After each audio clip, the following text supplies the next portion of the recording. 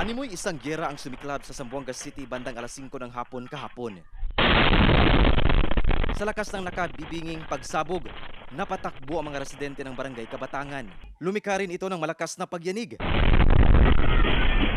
Sa malayo, tanaw ang makapal at mataas na usok na tila galing sa nag-aalborotong bulkan.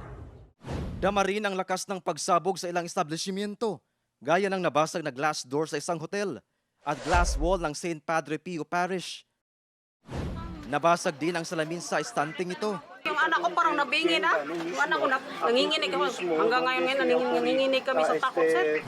Nawasak din ang 5 classroom sa Don Pablo Lorenzo Memorial High School Annex. Pati ang Zamboanga International Airport napinsala.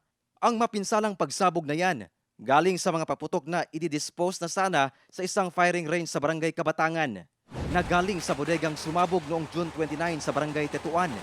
Sa naunang insidente, 5 na ang nasawi at nasa 4 na po ang nasugatan. Sa insidente naman kahapon, nagkaroon ng premature detonation ng mga nakumpiskang paputok. They identified that place as safe place. Kaso nga lang, yung procedure na sinasabi natin, mayroong kasing aksidente nangyari. And that is premature detonations. Very evidently, lahat ng disposal team natin na disgrasya. Ang sugatan sa insidente umakyat na sa 27. 19 diyan ay mga kawani ng PNP, BFP, PCG at Philippine Marines. 5 sa kanila, kritikal.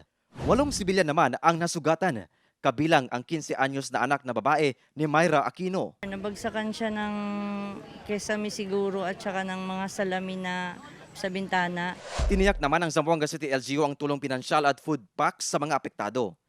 Nagpapatuloy pa ang investigasyon ng mga otoridad.